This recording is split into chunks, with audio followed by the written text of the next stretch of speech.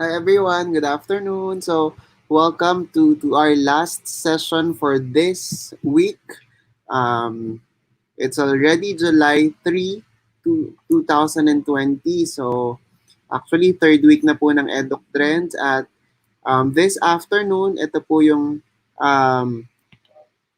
for this week, ito na po yung last session natin. And you wait for the announcement in EdukTrends PH dun sa page natin. Meron na po tayong lineup for next week seminars. Alright? Webinar rather, since we're doing it online. Alright, for this afternoon, our speaker is a former social studies teacher in Dallas Santiago Zubel School. He's also my colleague, colleague in the Dallas Santiago Zubel School.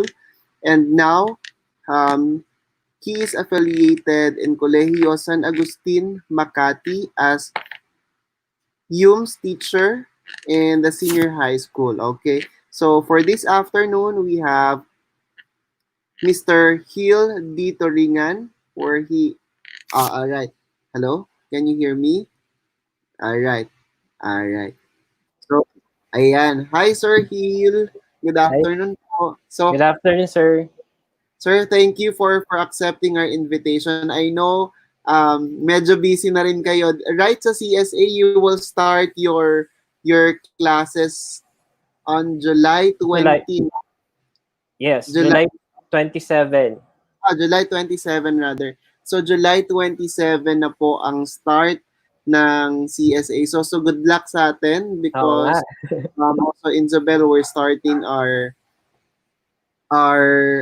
online distance learning. Ngayon, nag-orientation na rin, subject orientation. So, of course, we will encounter different problems, but we really need to address it kasi we don't have any choice. August na, at wala rin tayong choice na, alam mo yun, stop natin yung mga estudyante. So, Totoo. di ba, Sir Hill? So, Mm. thank you, Sir Hill, for accepting our invitation. So, with that, let me give you Sir Hill to share about AMT Quick Guide for Instructional Videos. Thank you, Sir Hill. Salamat po. Okay. So, good afternoon, everyone. Okay, happy Friday po. Okay, welcome na naman po sa isang episode ng online series ng EdukTrends PH kung saan tayo ay sa edukasyong digital. So, hi, Sir Jolan. So, maraming salamat. Actually, it's a opportunity. Thank you sa opportunity na to share what I know and my personal experiences as a teacher to our fellow Filipino teachers and educators there. And gusto ko yung mga ganito yung nakakapag-share tayo ng kaalaman natin and at the same time, natututo rin tayo. Diba? Parang learning experience nito para sa atin.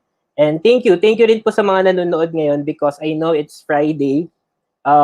Syempre, kailangan na natin magpahinga from work from home or in-service training or preparation natin para sa darating na school year. So maraming salamat po sa mga nanonood.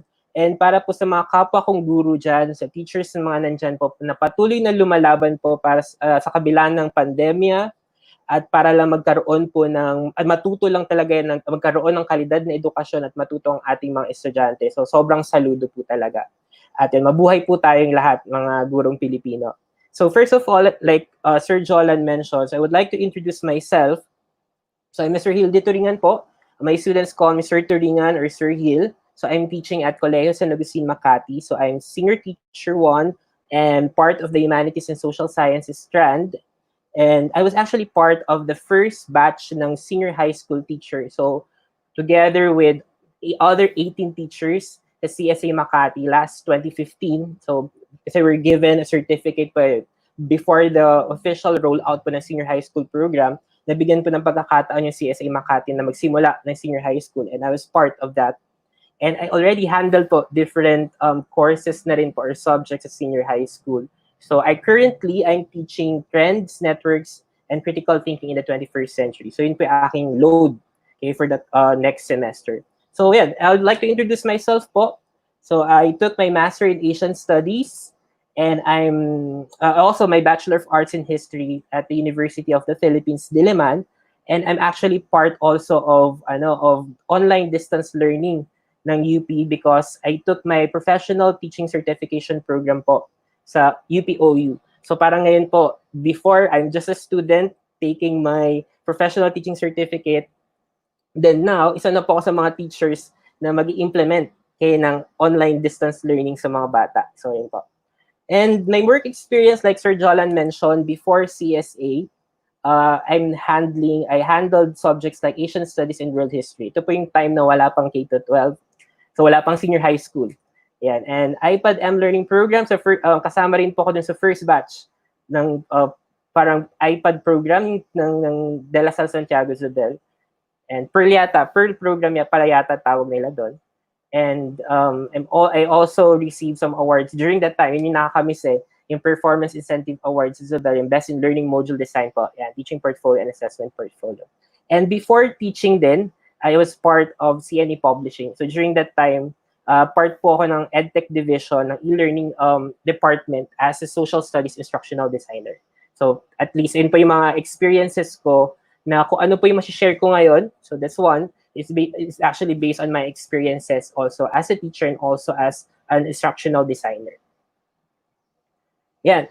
Of course, currently, I'm assigned, I was actually tasked to become strand champion po na aking strand sa aking school to really help our fellow teachers to you on the use of technology in the classrooms, especially of our learning management system. So by the way po pala, ang ginagawa po namin, ang learning management system namin ay Schoology.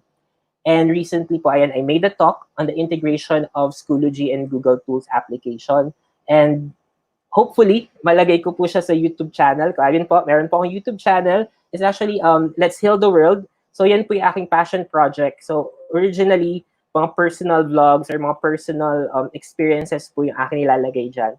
Then eventually, because of when I joined the Creator Campus sa YouTube, natuto po ako ng mga bagay na pwede ko pong gamitin as an educator, yung YouTube, as my way to, of course, my advocacy and as being part of the profession natin, teaching profession. Kaya yan po, magkakaroon po ako ng rebranding ng aking YouTube channel at ilalagay ko po dyan lahat ng mga pwedeng materials na pwede nating makuha or mabigay sa ating mga fellow teachers at mga students. Yan po.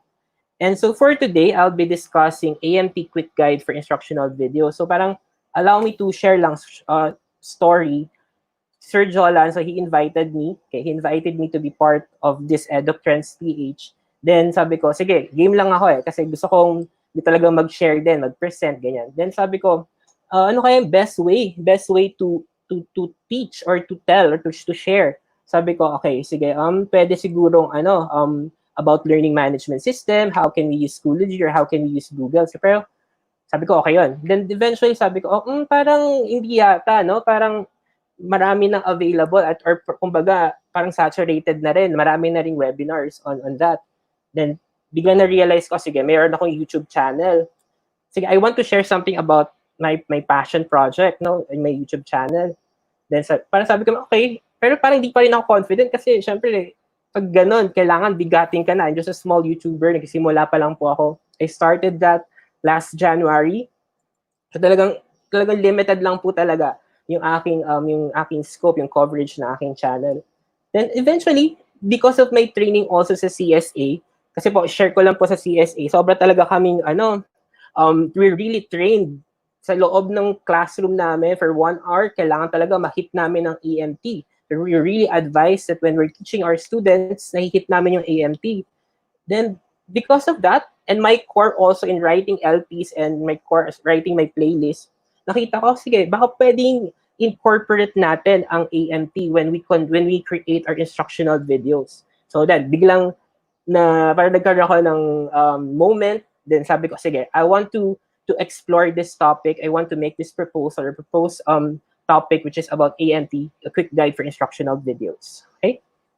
But note po, so note natin na materials and contents from this presentation are curated from various sources. So actually I'm using different sources and based on my experiences. So hindi ko naman po sinasabi na tama po talaga. I mean, ako yung talaga yung pinakamagaling, ganun. Pero gusto ko lang po talaga i-share kung ano yung mga pwede kong ibahagi sa inyo bilang teacher. And it's based on my experiences. And nasa context po ako ng senior high school. So humanities and social sciences. And syempre, I'm just proposing. Kumbaga, isa po ito sa mga options na pwede natin gamitin. Pero hindi ko naman po dinidictate or sinasabi na ito po yung best way. Kasi sabi nga nila, marami dyang different ways. Diba? Maraming mga different options for us how to use it. So, syempre, kukuha lang po tayo ng tingin natin ano yung mas bagay sa atin. Diba? And I'll just focus on the pedagogy po. And I will not focus on the creation side, diba, editing or creating video. Hindi po ako magpo-focus doon. But I just want to focus on the pedagogy side po. So like what we always do, so we started with targets. Okay, so we have the target. So for today, ang goal po natin is you can explain the importance of integrating AMP to my instructional videos by answering the sentence completion question. So, kumbaga, simulate ko na rin po dito kung paano natin i-apply yung AMP in my presentation. So, in this first learning target, so ang goal natin is kailangan mo natin malaman bakit ba kailangan importante na ma-integrate natin ang AMP sa instructional videos natin. And paano ko malalaman, mamaya kung ma-explain nyo siya, it's through by answering the sentence completion question later. And second target natin is you can discuss ways on how to integrate AMP to your instructional videos by watching my sample instructional video and by answering the AMP chart. So mamaya po, I'll just show you my sample instructional video na naka-AMP po siya. Then we will identify ano po yung mga acquisition, ano yung mga making meaning, ano yung transfer on the part of my instructional video. Then let's discuss ways paano natin ma-integrate yung AMP using the instructional videos. And lastly, you can start planning the integration of AMP in your instructional videos by writing your own script and storyboard. Kumbaga, ako I really advise po talaga na magkaroon muna ng script and storyboard so that we can visualize kung ano yung mga pwedeng mangyari. So isa po yan sa mga natutunan ko sa creator camp ng YouTube na kailangan talaga planado. Okay? We aren't tayong script, meron tayong storyboard when we create our content, when we create our videos. So yan po talaga yung mga mahalaga. So kung medyo expert naman na po tayo, kung baga alam na natin yung content natin, mas maganda talaga na meron tayong script para guided tayo. Pero syempre dapat authentic pa rin. Hindi yung mukhang scripted na nandun yung script, babasahin mo lang. May mga paraan pa rin para mag-inject tayo ng ating mga side comments. Kaya, kumbaga, we have the guide. It will serve as our guide. Diba? Parang sabi nga nung coordinator ko dati, si Miss Jute, sabi niya, parang kasalanan niya eh. Kasalanan na ngayon na pag wala kang script, kasalanan siya pag nag-record ka tapos wala kang script. Kasi open yan eh sa misinterpretation, misunderstanding. Diba? Baka magawan ka pa ng meme, maging viral ka pa because kung ano-ano yung mga sinabi mo. So yeah, so that would be our third learning target. Okay? So this one, so actually ito po ay nanggaling sa website na Cult of Pedagogy. And it was actually introduced by my coordinator, Sir Rivera, to us during our PedSing capacity building namin. Tinanong niya kami, sabi niya, as a teacher, are you a dumper or a curator? Then why? Okay? So maybe we can answer this question para naman interactive tayo. So you can comment below yan sa live chat po natin. If we're going to reflect and assess ourselves, okay, are you a dumper or a curator? Then bakit kaya? Okay, bakit kaya tayo dumper or bakit tayo curator as a teacher? Okay po? Ayan. Then, if we're going, after assessing ourselves, di ba, dumper ba tayo o curator? So, dumper, so sinasabi na galing-galing ni teacher, ang daming alam, okay? Then, may student, bato lang ng bato si teacher kung ano yung mga alam niya. Okay? Dahil ang galing ni teacher sobrang ang galing ng content ni teacher. So, bato ng bato sa mga bata, okay? Yan yung kailangan yung aralin. While as pagdating naman sa curator, we have, for example, when we go to museums, National Museum, kung titingnan po natin yung mga different collections doon, Luna Collection, di ba, Rizal Collection, ano po mapapansin natin, di ba? Makikita natin maayos, di ba? Okay, makikita po natin order, may order, makikita natin, pwede siyang chronological, yung sequence, or depende sa theme. And it was actually designed by the curator. So ngayon, kung tinanong kami ngayon ng coordinator namin, ng admin namin, are we really a dumper or a curator? And ang ina-advise talaga sa amin is that dumping is really bad for our brains. Okay? And it is already proven na because of the cognitive load theory, sinasabi na the more we dump information to our students, the tendency niyan, mag-shutdown yan, or magiging selective na yung kanilang kukunin na ideas or sa mga tinuro natin. At syempre, ayaw naman natin mangyari yun, especially in the context now na syempre, you have online distance learning, you have online learning. So ngayon, kung magdadump ng information, it's really bad. Sobrang di natin alam baka ano nang nangyari sa student kung bigay lang tayo ng bigay ng information. Kumbaga we're really suggest talaga sa amin na you need to be a curator and not a dumper. Kumbaga paulit-ulit nga to parang gawing mantra sa amin na if we're going to prepare our lesson plan, if we're going to prepare our playlist, we should be a curator and not a dumper. Because when we curate, it's really planned, maayos, may purpose, bakit natin sinama yun sa ating lesson plan and sa ating playlist. And that's yung suggestion, talaga dapat we should be a curator because mas nakakatulong. Kaya nga meron tayong MELCs, di ba? Meron tayong most essential learning competencies, and it's up to us ano yung best way to deliver the lesson. At baka nakakalimutan natin, nasa pandemya pa rin tayo. Dump lang tayo ng information. So talaga dapat well-planned kaya ang ating playlist or ang ating lesson plan. But ito yung challenge. Ito yung challenge sa amin.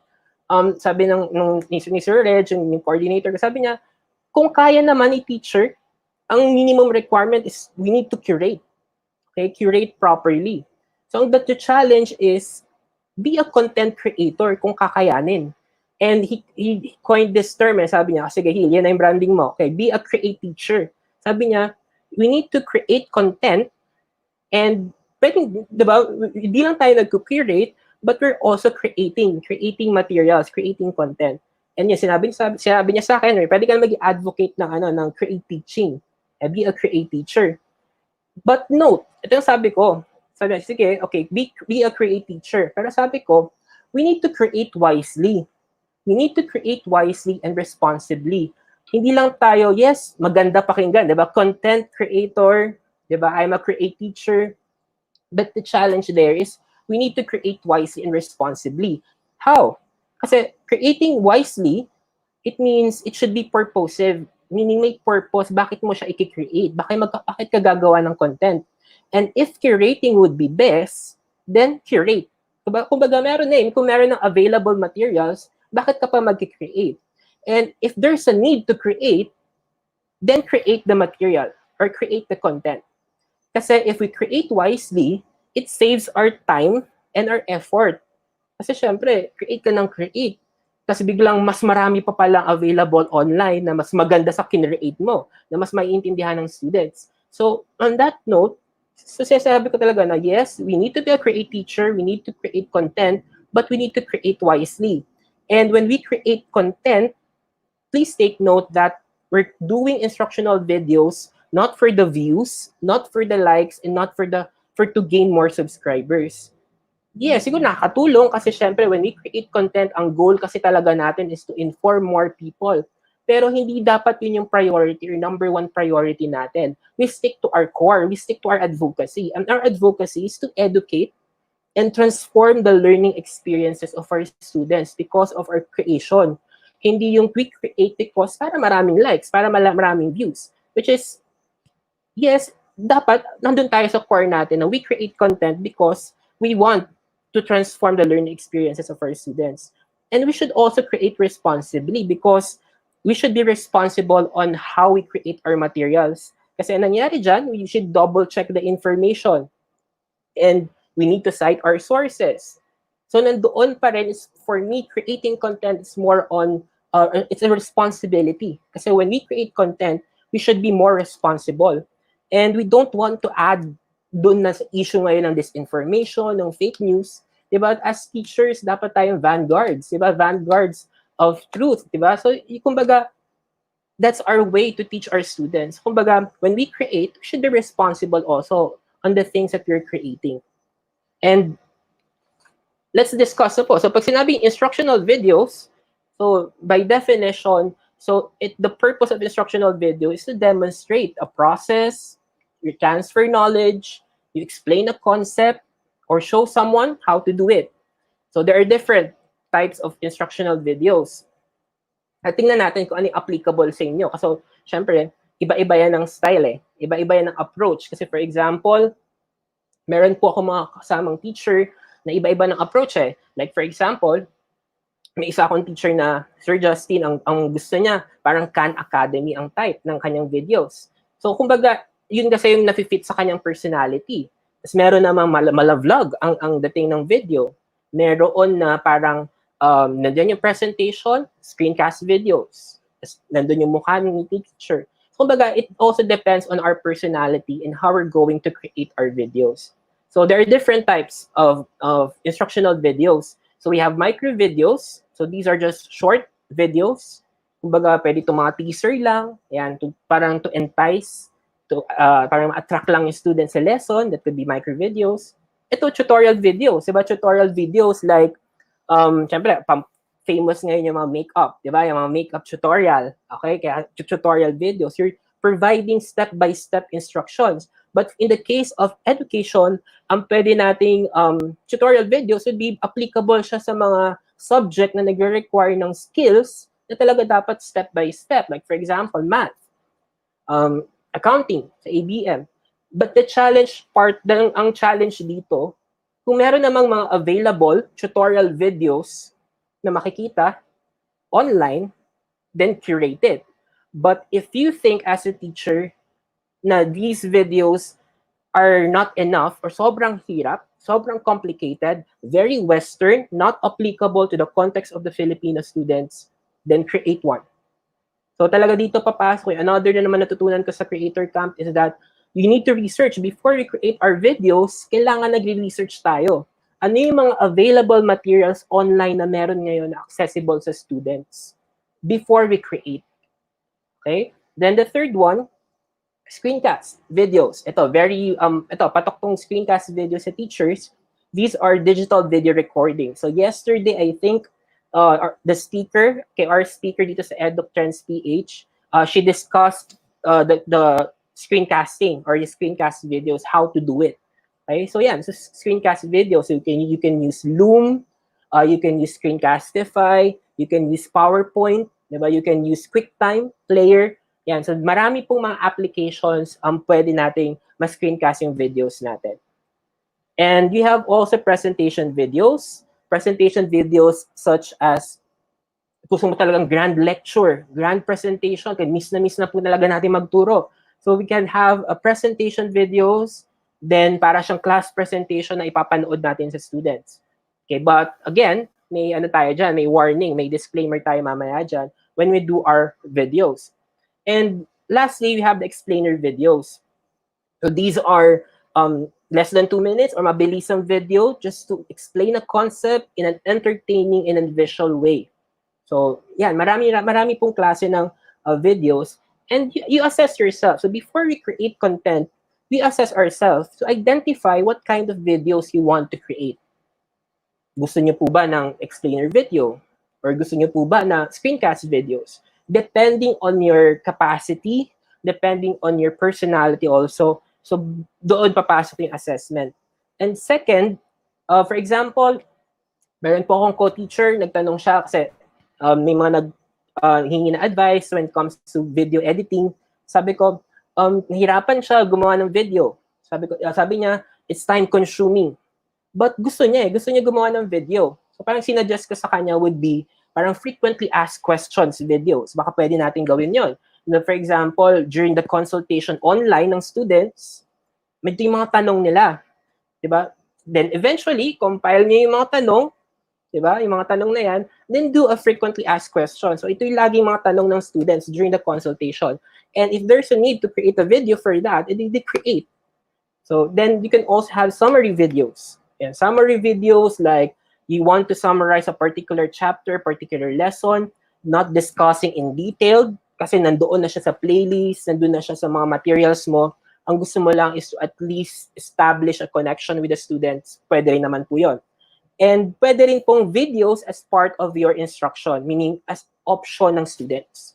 Kumbaga, with all the learning modalities or offline, online learning, or when it comes to choices, videos, isa siya sa mga option ng students. Aside from reading articles, reading the textbook, pwedeng option tong video na to na gagawin nyo. Okay? So now, why we need to create content or instructional videos? Okay? So, ito yung mga reflection ko why we need to create one. Like, first, there's a problem with the availability of content or materials. Ito yung sinasabi ko kanina, na pag hindi applicable yung mga available resources, nahihirapan tayo mag-curate because hindi applicable, mahirap, hindi applicable sa context natin, then we create video. Then second, we establish teacher's presence. Okay, ito po yung mahalaga, yung establish connection with the students. Ito po yung challenge sa atin ngayon kasi alam natin na malayo tayo sa mga students natin. Ito nga lang, kausap ko ngayon ay laptop, parang nakakamiss makakita ngayon ng tao, ng students na kinakausap ko. So pag may ganun tayong problema, what more kapag student? Diba si student, ang kaharap niya, laptop. And hindi niya ma-feel si teacher. Kahit na anong gawin nating pagpaplano sa playlist natin, hindi niya maramdaman si teacher. At ang sakit nun para sa ating bilang teachers kasi ginawa na natin ang lahat para ma-curate ang mga bagay, pero si student or yung students natin, nafe-feel nila na alone sila, na wala namang ginagawa si teacher. Diba? Yun yung mga ina-avoid natin. And in that context, we create content or instructional videos para at least we establish presence and personal connections with the students. At yun yung importante ngayon yung kahit malayo sila students, may connection pa rin tayo sa kanila. And one way to do that is to create content. And the next one is personalized learning. Okay? Kumbaga, because of videos, nakikita natin, mayroong na-amplify natin yung student's choice and voice na sinasabi natin na kailangan may option si student based on his or her learning styles, papanoorin niya itong video because very visual siya. Okay? Very visual siya, panoorin ko itong video kasi for me, as a student, mas maiintindihan ko yung lesson, may access ko sa content would be, it's easier for me, I will understand the lesson, at mapaprocess ko yung content because of watching the video, and eventually, I can create products as a student because of these videos or instructional videos that the teacher made. So, kumbaga, in your playlist, in your module, kumbaga, because of your instructional videos, nagiging option siya. Okay? Nagkakaroon ng power si student na magkaroon ng choice and voice because of that. And lastly, passion and purpose. Especially kung gustong-gusto nyo talaga siyang gawin, kung miss nyo na po talaga magturo, di ba, yung nagsalita, ito, pwede, that's your venue, it's your way to really create content or instructional videos. And tingin nyo, purpose nyo talaga na matulungan yung mga bata at talagang malilinawan sila sa lesson, then create content or instructional videos. Okay? So now, ito po yung mga common observations ko. Kasi ngayon po talaga, daming teachers and very creative ang teachers ngayon. When I am visiting YouTube channels, ang daming mga kine-create na mga teachers na YouTube channels and also my other fellow teachers, nagko-consult din, nagtatanong sila, napapaturo sila paano gumawa ng YouTube, ganyan, paano gawin to, ganyan. And if you're going to access the different channels, ito po yung mga common observations natin. Hindi ko po sinasabi na mali, okay? Clarification, hindi ko po sinasabi na mali because it's our way to do our lessons. It's our way to how to deliver the lessons. Pero ito po yung mga observations natin na most of them are dumping. Kumbaga, binigay na lahat ng content doon sa video, and that's it. Okay, marami dyan na may mga videos na puro text ang nakalagay, nilagay na sa video. Kumbaga, you have the text, ito yung nasa textbook, yung nilagay sa lahat sa video, yun yung mga ibang nakikita natin sa YouTube channel. Okay, but sinasabi ko, hindi naman siya mali. Okay, hindi siya mali. And if we're going to justify it, okay, using the summer model, diba? Sinasabi na how we integrate technology inside the classroom. So, karamihan doon ay nasa substitution level. Okay? Nandun siya sa substitution level. Kumbaga, nire-replace lang ni technology yung traditional way. Like for example, gusto mo magpabasa ng article, edi ang substitution part doon would be, instead of reading the physical paper, would be substitute mo lang yung technology na babasahin ni bata using the PDF file or an online article. Kumbaga, it's just a substitution. And most of our creation or ating mga instructional videos ay nandoon sa level.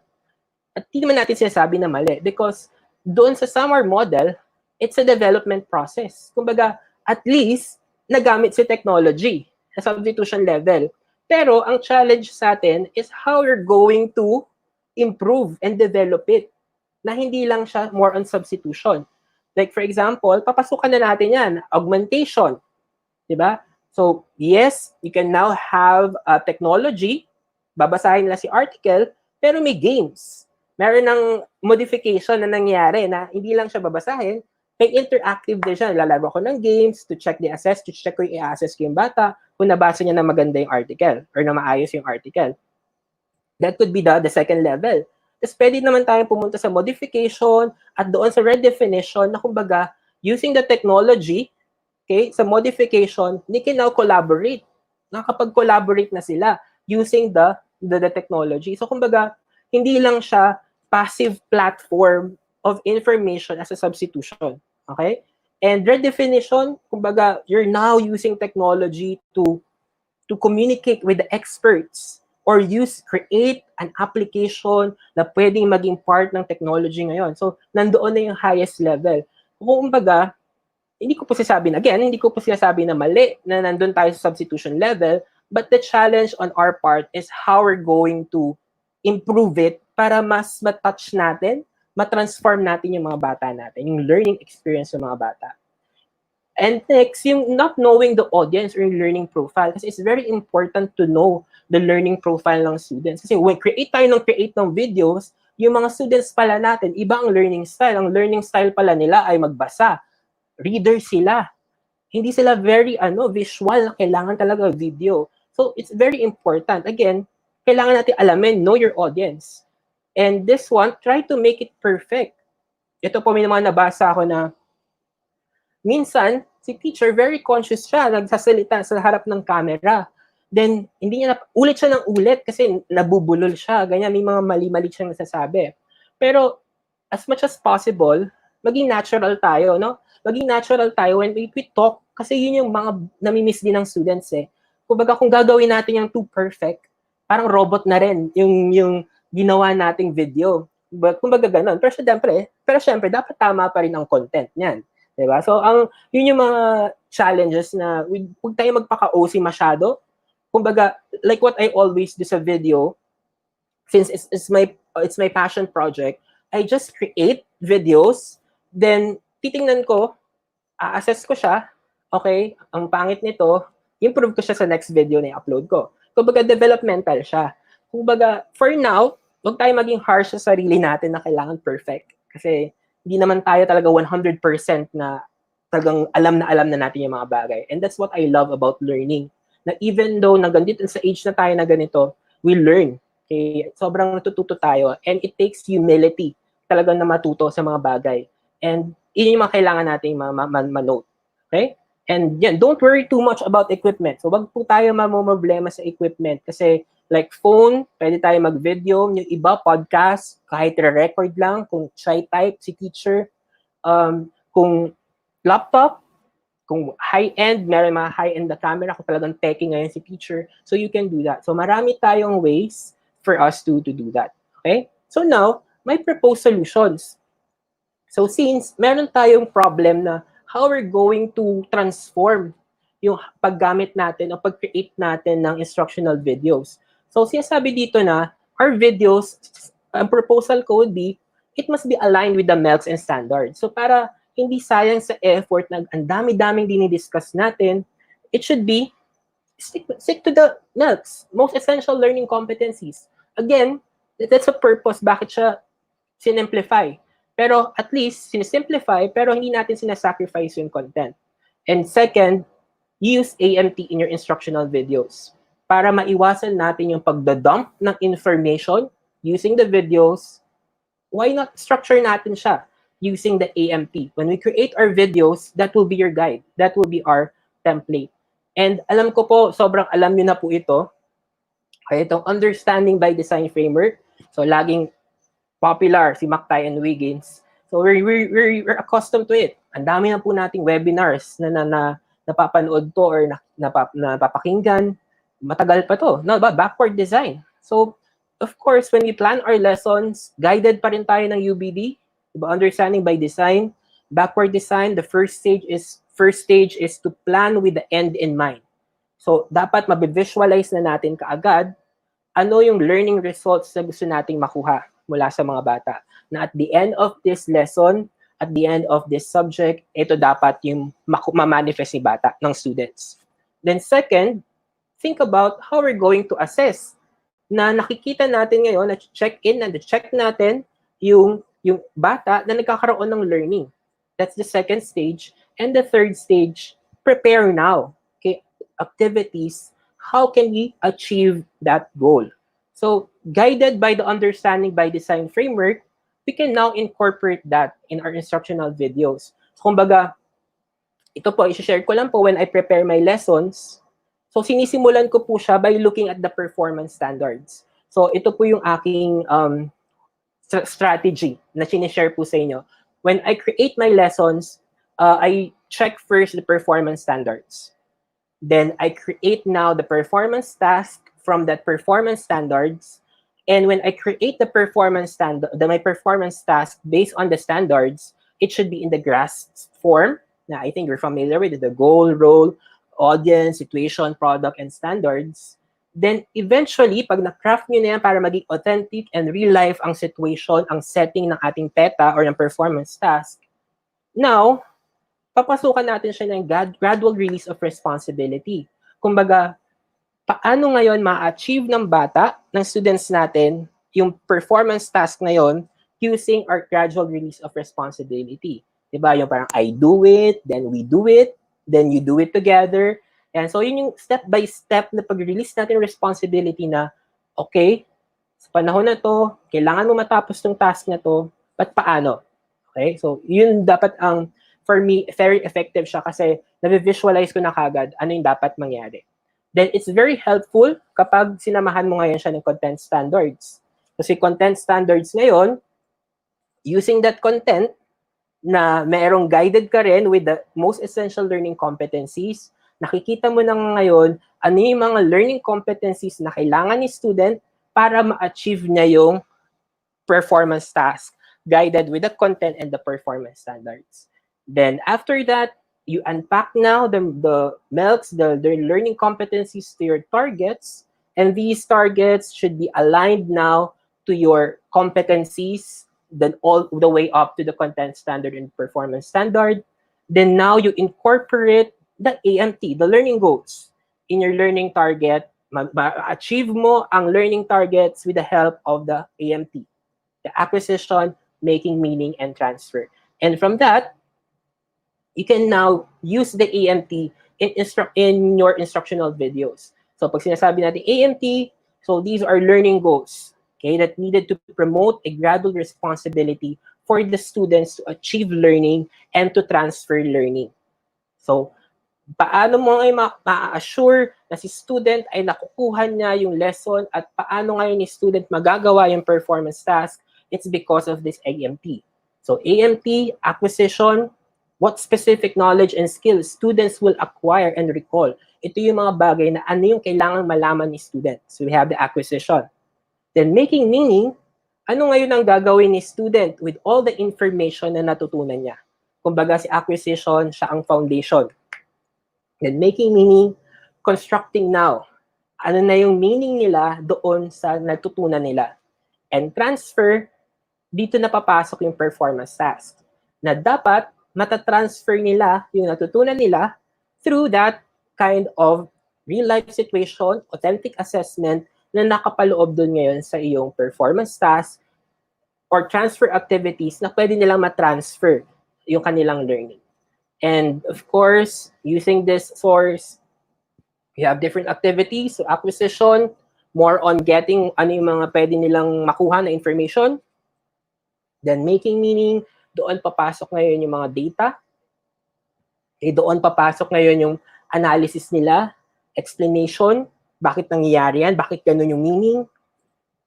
And transfer, dito na papasok yung mga activities na leading to your performance task. So I suggest talaga ngayon, kasi nga since sobrang ikli ng time to engage with the students, ang ginagawa ko po ngayon, lahat ng transfer activities ko, leading lahat sa performance task based doon sa performance standards. So kumbaga, parang ginagawa ko talaga, lahat ng activities na gagawin ni student, nag-scaffolding siya, papunta ngayon doon sa performance task. And using the revised Bloom's taxonomy, very helpful. So acquisition, yan yung mga verbs, making meaning, then sa transfer. So acquisition is very basic. Ito yung talagang they will help, these verbs will help them engage or at least acquire, surface yung kanilang prior knowledge about the lesson. Then papasok na yung making meaning, using that definition, anong gagawin nila? Doon na papasok yung analysis, doon na papasok yung compare and contrast, and so on and so forth. But again, please take note na ang compare and contrast ay pwede rin pong acquisition. Kung ang goal lang naman natin ay ma-surface, kung ano yung pinabasa natin sila ng article, at pina-compare and contrast, at directly namang makukuha ng mga bata yung sagot din sa article, so that's purely acquisition. But for the making meaning part, nandoon na papasok ngayon yung how we test the knowledge based on the HOTS questions. Doon na papasok yung understanding ng bata na hindi lang siya nilift or parroting doon sa acquisition. Okay? And transfer, dito na yung creation, dito sila gagawa, they will design, they will innovate. Okay? And strategy, so yan yung mga different strategies. So direct instruction, so the way I do it, it's acquisition. Yung ginagawa ko acquisition because they're reviewing these concepts. Lectures, yan, that's acquisition. Making meaning, dito na yung mga reflection, yan, mga activities, rethinking activities. Then transfer, doon na papasok yung inyong performance tasks. Kumbaga, ang transfer natin ay laging leading to the performance tasks, real life or authentic assessments. Okay? So now, so I'm creating, tips ko na rin sa inyo. So when I create my instructional video, so you can use the following gadgets. So phone, camera, and laptop. Okay? So this one, ang gagawin ko po, papakita ko po sa inyo isang screencast video. So screencast video po yung ginawa ko, instructional video. It's very helpful because especially, yun po yung pinakamabilis na gawin, ang screencast videos. Because if you're a teacher already of that subject before pa, so it's easier for you to retrieve all the PowerPoint that you have, all the presentations that you have, then modify nyo lang po. Kung outdated na yung mga materials na nandun, i-update nyo po. Then, i-align sa MELCs, sa ating most essential learning competencies required by the DepEd. Then, that's it. Meron ka ng PowerPoint, then you can use the following screencasting applications. So, pwedeng PowerPoint, QuickTime, Loom, Screencastify. So, at least, may way ka ngayon how we're going to present a basic instructional video. So, hindi naman po kailangan talaga na vlog type na eh. So, it's up to us po. Like what I said, depende po sa atin. And you can incorporate also your learning management system. So, using your video, pwede mo i-incorporate yung ibang LMS. Like in my case po, I'm using, gagawa po ko ng mga instructional videos, but I'm using it in our LMS or learning management system using Schoology. And later po, papakita ko po itong application na Edpuzzle. It's very helpful po, lalo na kapag gusto nating maging interactive ang video, ang experience, ang learning experience ng mga bata while watching your videos. You can use Edpuzzle and Google tools or applications, Google Classroom, meron din po silang learning management system, and other Google tools kapag sinamahan po natin yan, we can have a full learning experience sa mga bata. But then again, syempre may mga limitations tayo kasi it's applicable sa mga online learners. So pagdating sa offline learners, like what we do in CSA, so we have the offline learning packets po. So para at least walang maiiwan. That's why you're implementing the CSA hybrid learning program, because for us, dapat walang maiiwan na students. Kahit nasabihin namin na mag-online kami, online learning, online distance learning, kailangan pa rin na ma-cater may mga bata na may mga limitations kasi hindi naman lahat may access sa technology or magkakaroon ng Wi-Fi or may maayos or stable na Wi-Fi connection. So yun, so meron kaming offline learning packets, and these activities, meron po kami separate for that. Kumbaga, ginawa namin inclusive siya, inclusive and flexible yung aming approach when it comes to that. Okay? And yan. So now, I'll present to you my video, my instructional video. Then let's identify kung ano yung acquisition part, ano yung making meaning part, and ano yung transfer activity. So para at least makita natin, no? Kung in a video, pwede pala yun na makita natin yung AMT na hindi lang siya purely platform or a passive platform for content na dumping. Okay? So tingnan natin. So I'm using Edpuzzle. Okay? So I'm using Edpuzzle. Ang kagandahan po dito sa Edpuzzle is that you can make your videos interactive, and the students can actually answer your questions in a way interactive yung ating discussion. Okay? Full day. I hope you're all doing well. And before I start, I would like to commend you for the active participation and the effort that you gave during our course introduction and orientation. Just continue that kind of attitude because you will be rewarded at the end of this semester. But can you still remember the learning targets that we had last time? Kindly read them again and assess yourself if you are now confident to proceed to the next lesson. You can pause this video if you want to give you ample time to read the previous targets and assess yourselves. Okay. So with that Edpuzzle, so pwede po tayo mag-insert ng note. So sabi ko dito, kindly read them again and assess yourself if you're now confident to proceed to our next lesson. So dito po papasok ang review part. Okay? So nag-review po tayo ng previous nating learning targets or yung previous cycle. Then we continue. If you're done, we will now move on to the first topic of this course, which is all about trends and fads. Please remember that at the end of this video, you can 1. Differentiate a trend from a fad by analyzing different examples of trends and fads.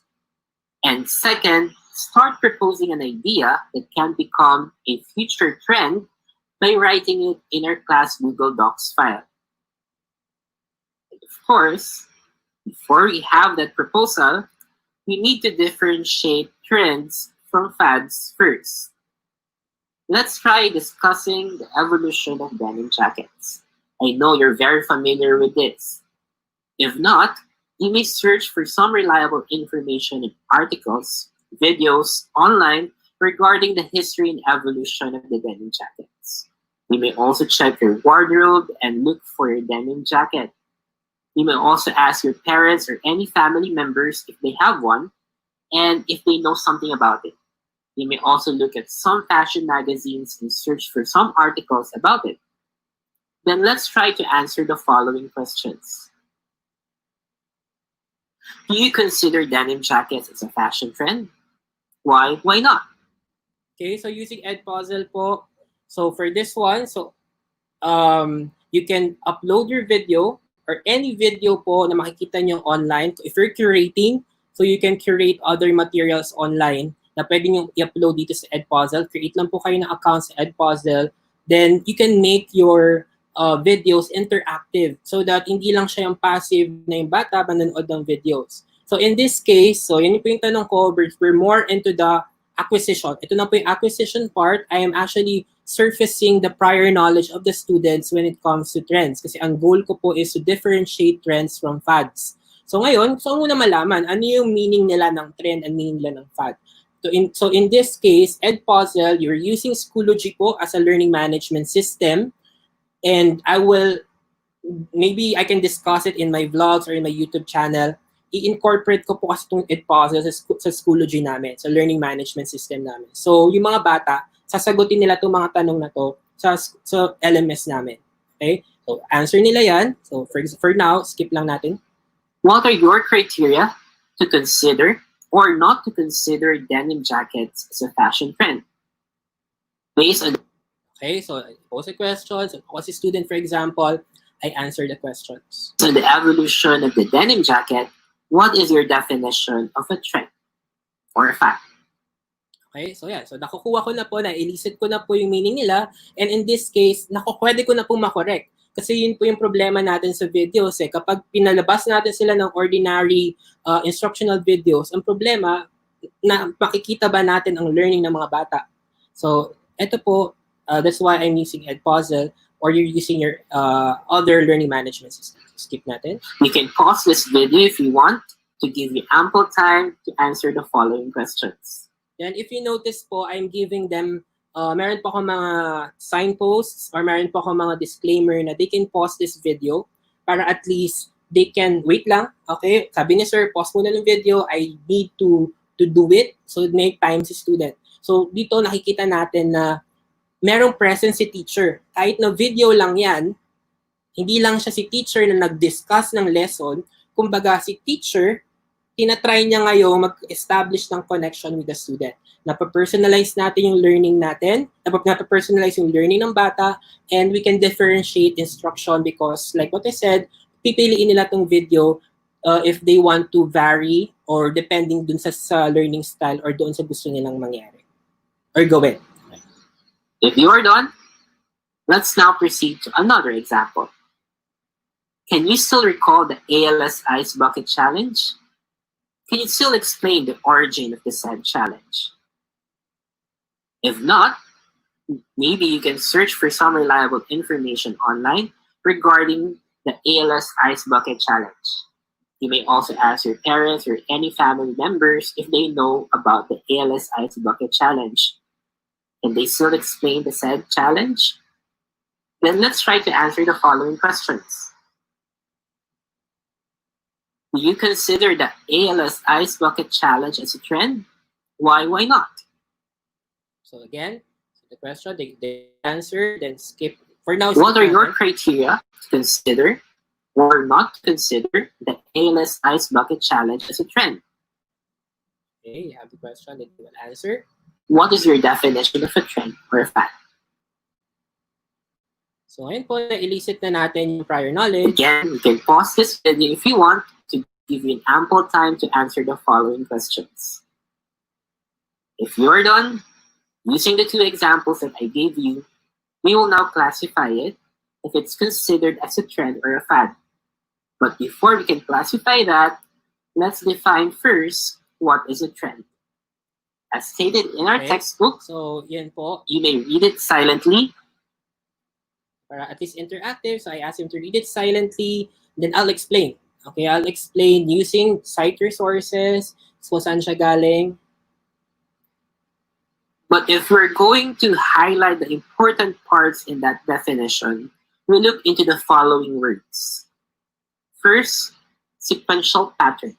Okay, so ganun po. So make sure na when we present the content, hindi po natin siya ulitin na babasahin lang po natin kung ano yung laman kayo ng text. But basically, we explain. Yun yung point na. So medyo mahaba po yan. So we discuss natin. So next. So for example, Fads are easily driven by social media channels today. Now, let's differentiate a trend from a fad by analyzing different examples of trends or fads. I have here 4 examples, and it's your turn now to identify and explain whether these examples are considered as a trend or a fad. Number 1, Lumbags. Can we consider it as a trend or a fad? okay, so yun po. So after the acquisition part, in-explain ko yung trends, in-explain ko yung fad, definition ng fad. Ngayon, it's their turn to identify it, differentiate it by looking at the different examples na present ko. So dito, lumbands, trend or fad. Then they will explain bakit nila kinonsider yun na trend or fad. So dito na papasok yung na-apply na nila na Number 2, OPM. okay, then Number 3, the Temple Run game. And number 4, Pinoy indie films. okay. Now, using all the information you have acquired regarding trends and fads, you will now propose an idea that can become a trend in the future that will benefit the Filipino community amidst the COVID-19 pandemic. At the end of this learning cycle, you will use this idea to work on your performance task. You can now start typing your proposed topic in the Google Docs file provided for your class. Okay? So yun po, ito na yung sa transfer part. So, sige, sinasabi ko na rin po kung ano yung mga parts. So kanina yung acquisition, nag-elicit ako ng prior knowledge by asking them questions. Then after nun, diniscuss ko and explain ko yung definition ng trends and fads. Yung meaning-making part natin, I gave the examples, then they identify it, then explain bakit siya trend or fad. Ito na po papasok yung transfer. Na sinasabi ko na ang performance task ko po, ito yung first lesson po ng topic na differentiating trends and fads eh. So ngayon, yung performance standard at yung performance task, ang gagawin ay they will propose an idea na ano yung mga magiging trend and they need to write 100-word essay or make an artwork or graphic representation ng kanilang proposed idea ng trend. So nag-create na sila. So using their own idea, nilagay ko dito, you can now start typing your proposed topic. Dito na po papasok yung hindi lang siya basta video, but I incorporated other technology. Kumbaga, di na napapasok yung sa Summer model, yung modification natin na I use Google Docs para maging collaborative yung kanilang pag-propose sa kanilang topic. So, and I can check that. So, pag makikita ko, okay, ito kanyang pinopost na trend. So, syempre, makikita ko doon, hindi naman trend yan eh. So, ibig sabihin, hindi niya na-gets yung lesson. So, babalik uli siya doon. Kailangan niya maintindihan ano ba talaga yung definition ng trend sa fad. So, nandito tayo sa transfer part. Before we end this video, let's check first your understanding of the said topic. Read the following statements and identify whether it's a trend or a fad.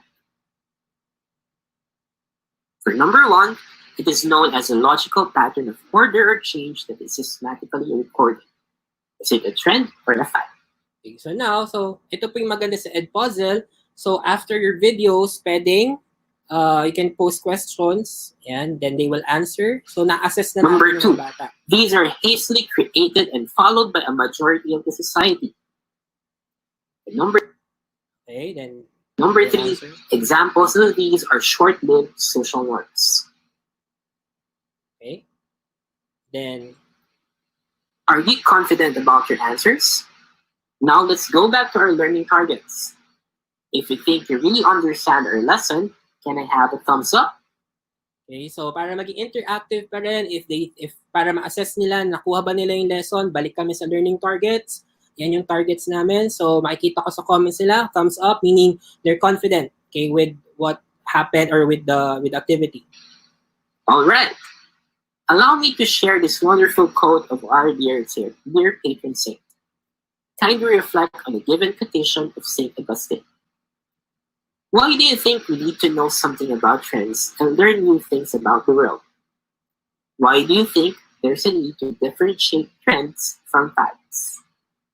Okay, so yun. So talagang natutunan ko po sa CSA, wag iiwan ng lesson na walang closure. So medyo hugot po yan, okay, pero kailangan talaga may closure sa lesson natin. So talagang we're trained and we're talagang pinractice kami na bago mag-introduce ng lesson, kailangan i-end yan. May closure at may processing.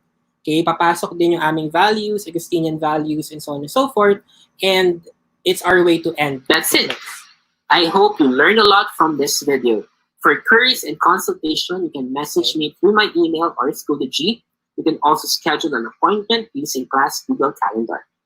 Thank you for watching Future Trend Spotters. I hope to see you in my next videos Once again, I'm Sir Turingan, and this is Trend Spotting with #CircleTrending. Okay, so Bye! pwede pong may kanya-kanya kayong pakulo para at least ma-engage yung mga bata. Kasi the best way talaga ma-attract mo yung students na matuto. Kasi syempre tayo nga pong teachers na nag-work from home. Talagang it's really difficult na i-separate ang work at ang bahay. So syempre, as sa mga students natin, kailangan gawa rin tayo ng ways, creative ways, how can we engage the student. So that's the reason why parang I made parang a program na Trend Spotting with #CircleTrending, because naturo ko na po tong subject na to, and my former students, they're calling me Sir Hill Trending, okay, because of the subject. Yeah.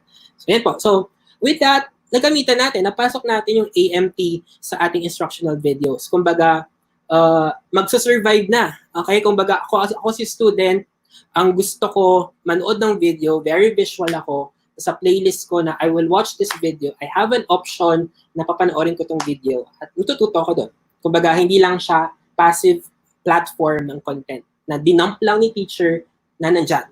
Okay? Kumbaga, again, I'm not saying na masama, but again, kung pwede nating i-transform yung experiences, learning experiences sa mga bata. Okay? Then the challenge part, ito yung transfer ko po sa inyo.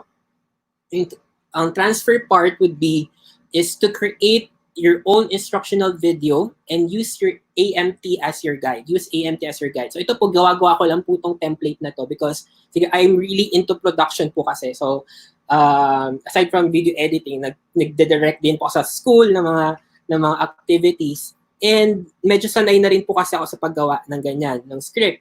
Okay? And yan. So in my case, so para maging guided, so I made performance start, nilagay ko yung performance standard, the content, learning competency target. Medyo tasky siya, matrabaho, pero ang point ko kasi dito, kailangan talaga natin ng script and storyboard when we prepare our lessons.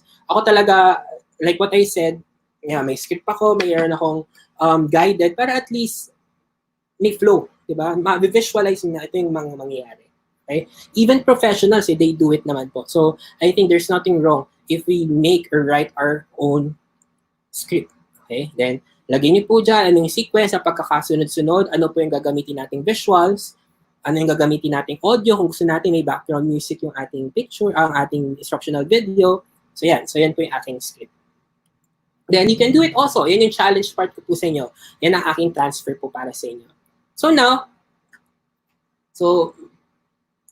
patapos na po tayo. So, integrating AMT to my instructional videos is important because, so, in your case po, sa inyo pong palagay, bakit po kaya mahalaga ngayon? So, you can comment below, you can state your answers there sa live chat po natin. Bakit mahalaga na ma-incorporate natin yung AMT sa ating mga lessons? And, again, back tayo. So, thumbs up po tayo kung let's go back to the learning target. So, explain the importance. So, kapag nasagutan po natin yan, achieve po natin. So, thumbs up. So, meaning, ma-explain natin ano yung importance ng pag-include or integrate ng AMT sa ating videos by answering that sentence completion. Then, second, discuss ways. Kung kanina nakita niyo po yung video, so kung na-identify niyo na po ano yung AMT doon sa video, good job. Okay? Pasok na po yan. Meaning, confident na po kayo sa learning target number 2. And number 3, kapag ngayon nagkakaroon na po kayo, na-visualize niyo na po ano yung gusto niyo mangyari sa inyong video, and you will promise to yourself na gagawa po kayo ng script at ng storyboard bago kayo humarap sa camera, then thumbs up. Okay? Yan po ang ating targets. And of course, to end this, ito po yung paulit-ulit na sinasabi po sa amin na aming coordinator, Sir Rivera. Sabi niya, sound pedagogy drives technology. Sabi niya, nasa ating mga kamay pa rin, teacher. So, hindi tayo mapapalitan ng technology. Kumbaga, nandyan ang technology, nasa ating mga kamay pa rin kung paano gagamitin si technology. I know na sobra yung anxiety natin kasi nga, bago eh. I mean, lahat tayo, kahit very expert ka na teacher, pag sigsimula na yung pasukan natin, lahat tayo mangangapa. For sure. Marami po akong kilala na ganyan ng mga seasoned teachers at talagang sila yung batikan sa classroom management. Pero pagdating natin sa online learning, lahat tayo pantay-pantay back to zero. Siguro ito po yung mantra na sinasabi sa amin para kumalma po tayo na sound pedagogy drives technology. Na kahit nandyan ang technology, ang makapangyarihan pa rin po ay tayong teachers. At nasa ating mga kamay kung paano po natin magagamit yan. So that's it po. So I'm advocate of create teaching. So be a create teacher po. Tandaan po natin, create wisely, create responsibly. At yun po, maraming salamat po. Mabuhay po tayo mga guro ng bayan at guro po para sa bayan. Maraming salamat. Sir Jolan?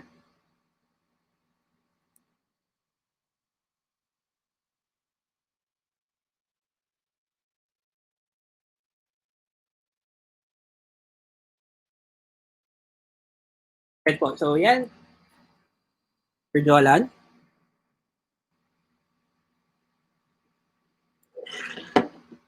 So I think for questions, no? I think Sir Jolan, pero we need Sir Jolan eh.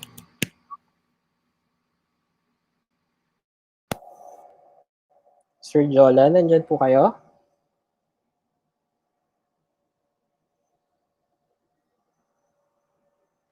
Yan po. So maraming salamat. Nakikita ko po yung inyong comments sa live chat po. So maraming salamat po.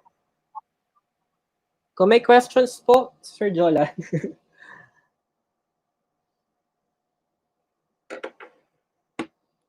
Or I need to go to Stringer.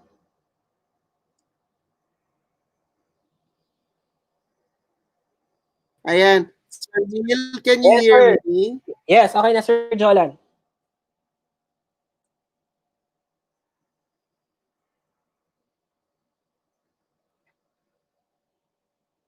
Sir Jolan?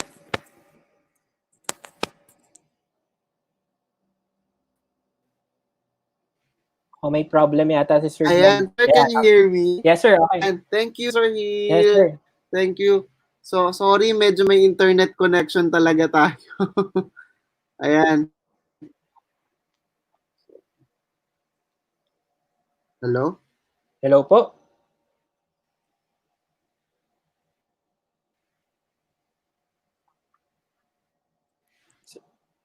Ayan.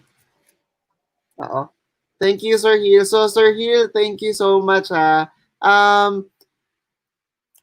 Teachers, if you have questions po, if you have some questions po, you can type in the comment box below po. Yes, sir. Kung may questions po.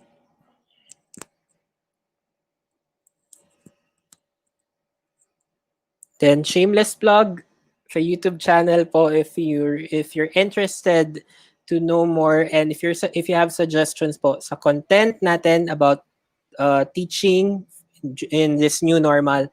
So you can message me po. Ayan.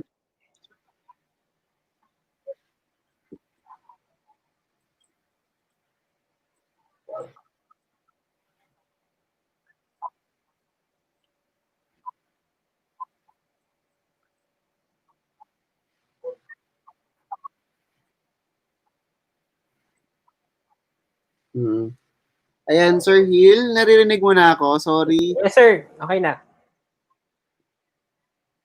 Ayan, hello? Sir May Gil? delay lang.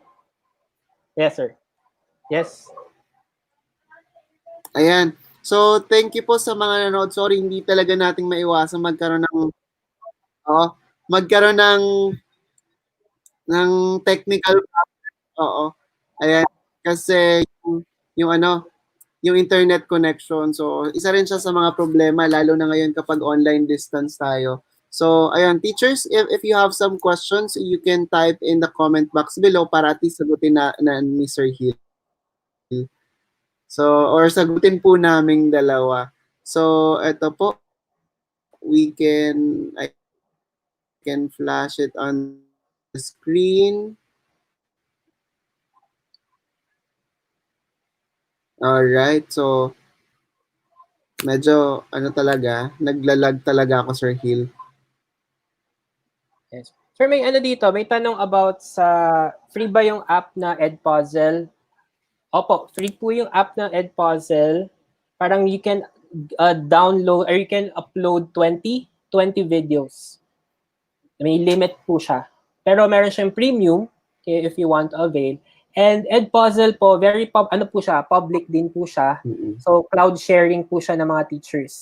So, pwede yung mga teachers, pag in-upload nyo po and you're confident with the content that you want to create at gusto nyo rin po siyang i-share sa other teachers para makatulong, you can do so. Tapos, pwedeng ma-modify, mapalitan po ni teacher kung ano yung mga questions, magkaroon ng copy si teacher para makatulong din po. For example, may partner teacher po kayo na gumawa ng Edpuzzle, then you want to edit, magkaroon kayo ng copy din edit, pwede po yun. Then, yun po, if you're confident to share, pwede naman po yun. Pero if you're not confident, you can use other LMS. Like, doon nyo lang po i-upload yung inyong videos. Like, for example, yung Google Classroom, Schoology. Kung gusto nyo, doon lang mapanood ng mga bata yung videos na gawin nyo. Kung medyo shy kayo, or you're very concerned with the privacy, yan, pwede po doon lang nila ma-access. And if you're sa YouTube, kung gusto niyo pala, confident po kayo sa content, YouTube po, pwede po niyo i-upload. Pero, I suggest nga, why not use Edpuzzle kapag gusto niyo maging interactive siya? Pwede rin naman sa YouTube, may comment section, doon mag-comment, pero depende po talaga. Pwede sa Schoology lang, then may discussion group naman po sa Schoology. May free app din po, may free din po ang Schoology, ang Google Classroom din po. So, yan, marami din pong applications na pwedeng gamitin. Ayun po. Pwedeng Schoology app. So aside from yon, pwede nating gamitin din si Edpuzzle, at least interactive with the students. We can cut it, or before mag-proceed si estudyante, you can pause it na muna, then you can ask questions to your students. Tama po ba, Sir Gil? Yes, sir, tama. Tapos pwede natin siya i-link sa ating LMS.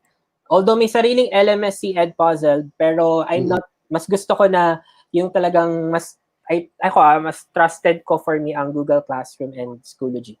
Kasi yun yung ginagamit ko. Oo. So pwede rin naman gano'n, no? So aside from gagawin mo siya kay Edpuzzle, then you can upload it sa Google Classroom. So pwede rin naman pong gano'n. Or you can also, alam ko may link siya, sir, no? You can share the link sa kanilang LMS na ginagamit sa school nila. Kung anong available LMS yung ginagamit nyo sa school nyo. So, ayun lang.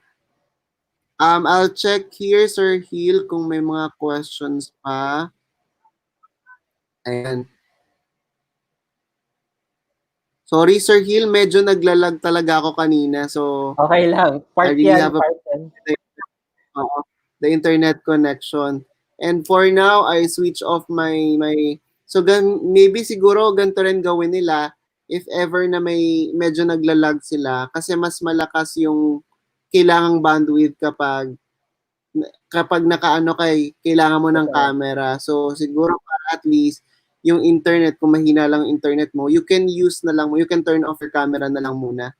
Tama. Oo, tapos kahit voice na muna. So very important din na clear kasi yung sinasabi ni teacher, 'di ba? Sir Gil. Tama, Kahit hindi na makita teacher, pero kasi yung audio is very important, lalo na kung may magre-record ka or may ka-video conference ka. So talagang kailangan din si audio ay maayos. Kasi at least para marinig ng mga estudyante mo. So, ayun, sir. Okay. Actually, yun yung go. May question ba, go? Go ahead, Sir Gil. Hindi, kasi yun yung sa mga natutunan ko nga sa YouTube, sa Creator Camp. We need to invest sa audio. Parang isa sa mga tinuro sa amin doon ay mas okay na pangit yung visuals. Siyempre, mas maganda kung maganda yung visuals. No? Pero kung yung audio ay pangit, hindi daw maintindihan talaga the audience will not watch it. Your students, hindi sila gaganahan aralin. So talagang kailangan mag-invest tayo sa audio. Yun.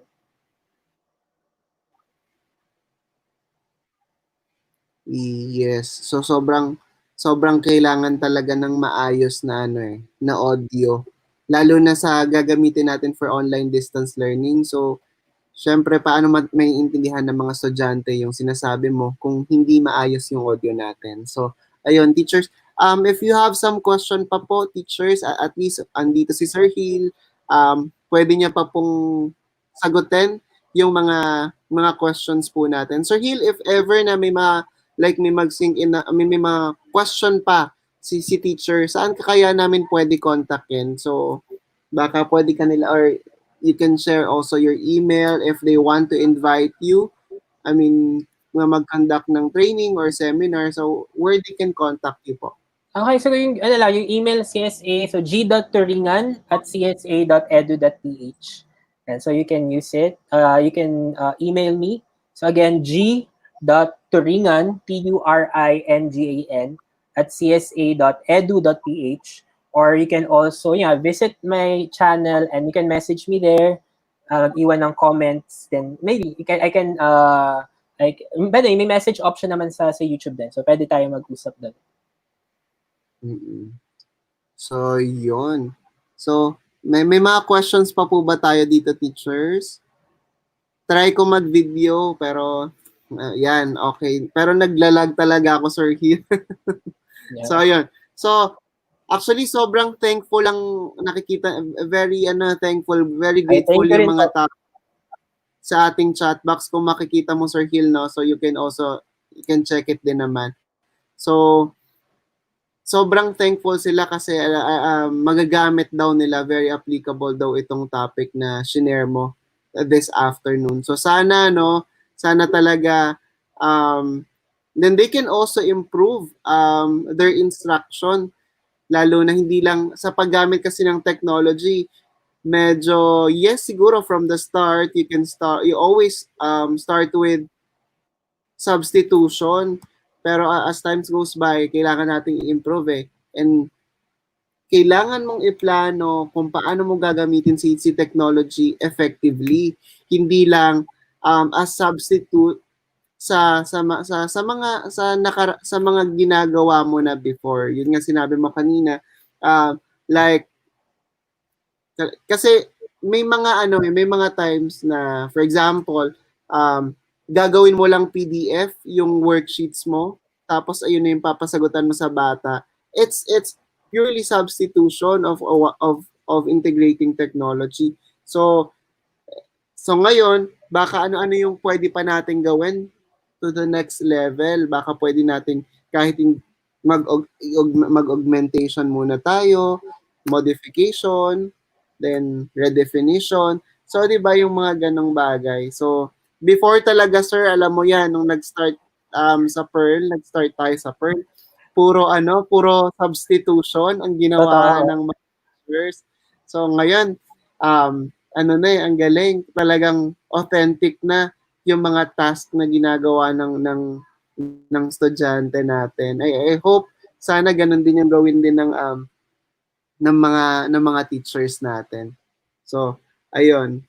Sir Gil, may idadagdag ka ba? I mean, siguro dahil wala na silang question at very clear sa kanila etong topic mo na EMT, yung instructional guide sa yung EMT sa hello, naririnig po ako? Yes, sir. Ayan, okay, sorry. Siguro one last words of encouragement na lang for our teachers, especially sa public school teacher ngayong darating na August, since mag-start sila ng online distance learning nila. Ayun, so sobra. Ngayon kasi ako talaga saludo ako sa teachers ngayon. Di dahil sinasabi ko teacher ako, no? Pero, syempre, kumbaga, yun nga, parang narinig ko rin to sa inyo tayo yung frontliners ngayon no? Kasama tayo sa frontliners na nasa pandemya, nasa pandemic situation tayo. Hindi naman basta-basta, katulad nga ni Secretary Briones na sinabi na hindi lang tayo passive, na antayin na lang natin yung anong mangyayari kung magkaroon ng vaccine or what. Kailangan may gawin tayo. Dapat proactive tayo na ito pa yung panahon na laganap ang disinformation, diba? Laganap ang fake news. Kailangan natin i-educate yung mga bata na hindi dapat matigil yung learning ng mga bata. And doon papasok yung role natin as teachers. Meron tayong sinumpaan, di ba? Profession, yung ating profession. So, gawin natin yan. So, sobrang, at first, nakakapagod. Di ba? Siyempre, bago to. Ang dami nating inaaral. Pero, wala nandito tayo sa profession na to because may sinampaan tayong promise sa ating mga pangako sa ating mga estudyante na kahit anong mangyari, we will give quality learning, quality education to our students. Ayun po. Ayan. So, Sir Hill, in behalf of EdukTrends PH at sa almost 200 nating viewers for this afternoon, maraming salamat po for accepting our invitation, Sir Hill. Thank Alam you. ko, busy ka dyan. Salamat sa oras at napakaganda ng presentation mo, promise. Alam ko, Thank you. tandaan mo talaga yon. So, Sir, thank you so much. Thank you po. Dahil ikaw ay in sa edukasyong digital. Idol din to si Sir Hile kasi alam mo, during my days, kasi ahead sa akin si Sir Hill dun sa Zobel, talagang may tinatawag kaming, anong tawag dun Sir Hill, na may, anong tawag doon, nakalimutan ko, Performance Incentive Awards. Performance Incentive Awards. FPI, ayun, Faculty Performance Incentive Award. So, alam niyo yun, teachers, lagi si Sir Hill na nanalo like Best Instructional Design, Best in Portfolio. Sobrang galing. Alam niyo yun, talagang kasi kinikritik yung mga gawain, mga portfolio, talagang sinasubmit ng mga teachers. And then, aside from doon, may cash yun, ha? So, ang yaman ni Sir Hill. So, like, kapag best portfolio ka, you will get 15,000. Yung mga ganon, di ba? Sorry, nagsabi. Oo nga. So, yung mga ganon, parang it's a motivation din for the teachers. So, Sir Hill, thank you so much. Maraming salamat po, ha? Sorry, naglalag din yung internet connection ko. Sana hindi ito yung last. Go lang. So sana we can also invite you kapag hindi ka busy. Alam ko busy na rin kayo sa Thank you, Sir Hill. Salamat po. As this afternoon.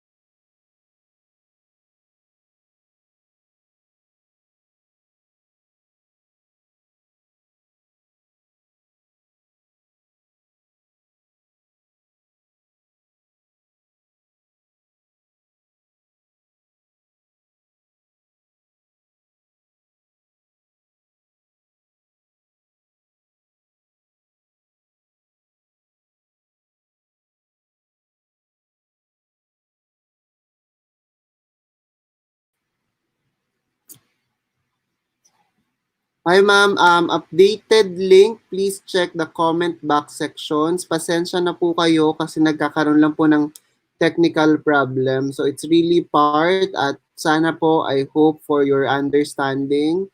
I hope you can understand it. Sorry po Ma'am Stephanie Raval if you're getting frustrated with the link. So pasensya na po at inaayos po natin at syempre po aside from this webinar, we also have some works. We also work from home right now. So pasensya na po. Sana po ay maintindihan nyo din po. So,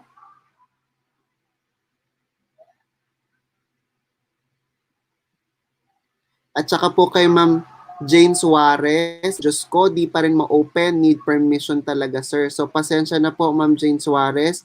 Try nyo na po kung okay na po ang ating link. Maraming salamat po.